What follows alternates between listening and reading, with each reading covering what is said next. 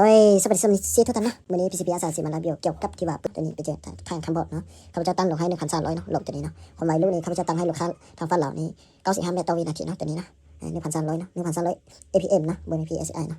อันนี้จะเป็นที่ว่ามีลูกที่ว่าลูกนั้นนัก2สังเกตเนาะตัวนี้ลูกหัวเจาะเนาะตัวนี้นะมีลูกหัวเจาะนะ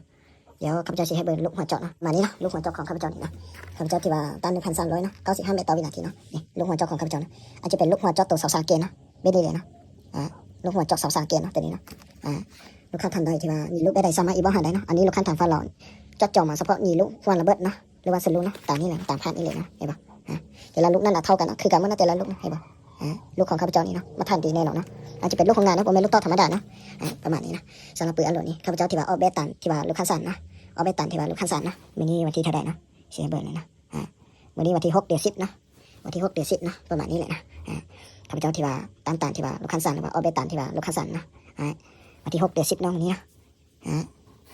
วันที่6 เดือน 10เนาะประมาณนี้เลยนะลูกค้าท่านใดที่ว่าสนใจไม่ได้อีบอกหาเบอร์โทรตามหน้าจอนี้นะก็1 2 6 7 0 9เนาะ2 PCB อาสาเนาะซื้อ YouTube นี่จะเป็น PCB อาสาเนาะเขียนตามภาษาอังกฤษตามนี้เลยว่าจะเป็น YouTube Facebook TikTok นะตามนี้เลยเนาะซื้อ Facebook อย่างต่าง TikTok เนี่ยเนาะ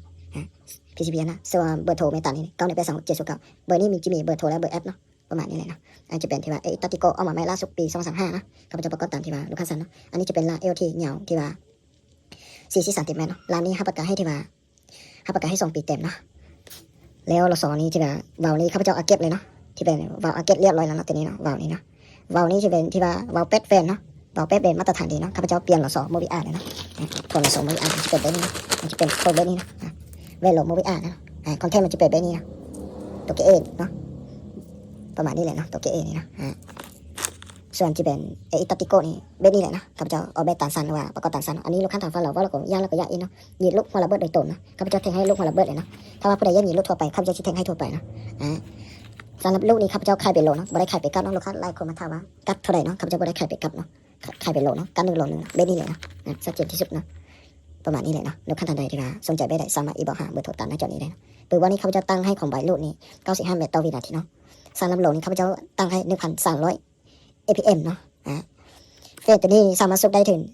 4,500 PSI นะมันตกอยู่ประมาณ 3,000 APM เนาะมันสูบได้เนาะเฟสตัวนี้เนาะขนาดหนักได้เนาะประมาณนี้เลยเนาะอันนี้จะเป็นทางขับรถเนาะสำหรับวาล์วนี้ที่ว่าข้าพเจ้าอัดเก็บเร็วนี่มีใบรับประกันที่ว่า6 เดือนเนาะสำหรับร้านนี้รับประกันให้2 ปีเนาะสำหรับเรา2 ข้อนี่เรา2 ปีเนาะนี่รับประกันให้ที่ว่า1 ปีเต็มเนาะจะบ่คือหาอื่นเนาะถ้ากรณีมีปัญหาเนี่ยการที่ข้าพเจ้าว่านี่สามารถปรึกษาหาเบอร์โทรตามหน้าจอนี้ได้นะ9182 709เนาะเบอร์โทรตามนี้เลยนะลูกค้าท่านใดยินลูกไม่ได้ว่ายินอย่าได้ยินว่าพ้นจำเมตรเนาะสามารถอีบอกหาเบอร์โทรตามหน้าจอนี้เลยเนาะเพราะว่าแต่ละคนยินระยะบ่คือกันนะบางคนยิน50-60 เมตรบางคนยิน30 เมตรลงมาบางคนยิน70 เมตรลงมาบางคน90 เมตรลงมาเนาะแต่ละแคทแต่ละบอลออนไลน์บ่คือกันเนาะเพราะฉะนั้นจุดพิเศษของปืนอัลโหลนี้ข้าพเจ้าเว้าอยู่ในคลิปเลยเนาะยินแต่ละระยะนี่ตั้งโหลบ่คือกันเนาะเป็นอย่างข้าพเจ้าสิเว้าอย่างนี้เนาะย้อนว่าเวลาเขาตั้งมอนี่มันบ่สามารถที่ว่ายิงอยู่ไกลได้เนาะถ้าว่ากรณีเขาตั้งไกลเนาะเขาสามารถยิงมอได้แต่มันโหลมันจะเปื้อนเนาะคือข้าพเจ้าว่าเมื่อกี้ว่านะ95 เมตรต่อวินาทีนี้ทางนี้สามารถยิงได้ถึง25 นัดเนาะ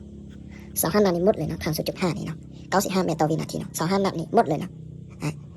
เพราะฉะนั้นการยิงระยะตาๆนี่สำคัญเนาะสำหรับปืนอัลโหลอย่างตาๆแล้วบ่ป้าโหลโซคอนก็ตั้งกันเนาะจักของใบลูกนี้ให้มันจัดเมตรต่อวินาทีเนาะชัดเจนที่สุดเนาะเท่าที่ข้าพเจ้าเคยออกแบบว่าเคยทดลองให้ลูกค้าเนาะประมาณนี้เลยนะสำหรับปืนอัลโหลนี่อย่างตาๆเนาะถ้าลูกค้าท่านใดที่ว่าอยากได้สร้างกว่านี้เนาะพบพังง่ายเนาะสามารถเอาเก็บเสียงได้ตัวนี้พกขึ้นมาแบบนี้ได้พกขึ้นมาแบบนี้เนาะสามารถใส่โทนได้สะดวกสบายเดี๋ยวข้าพเจ้าจะเคยไปเนาะ1 เนาะ2เนาะ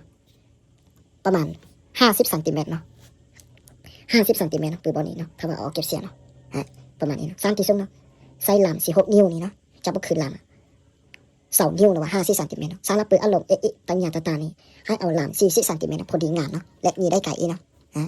ลามของข้าพเจ้านี่ที่ข้าพเจ้าเอาใบหมานลาม40 เซนติเมตรนี่ถ้ามาใส่กับตัติโกนี่ยิงลูกหัวจอดนี่สามารถวัดผลได้ถึง135-140 เมตรเนาะมันยิงลูกหัวจบตัวนี้เนาะสำหรับสร้างเก็บเสียงซันนี่นี่เข้าเลยเนาะเข้าคนเดียวเลยเนาะสร้างเก็บเสียงลูกนี้เนี่ยซันนี่นี่เนาะสร้างฝากระตินดำดึงเข้าคนเดียวถ้าว่า90 เมตรลงมานี่สร้างเวทโหลดตัวนี้แล้วว่าสร้างโป้งเหมือนเข้าคนเดียวเลยเนาะประมาณนี้เนาะสำหรับปืนอัลโหลที่ข้าพเจ้าประกอบเนาะถ้าเราบ่ได้ตามนี้เนาะข้าพเจ้ายินดีใจเงินคืน2 เท่า 100% นะ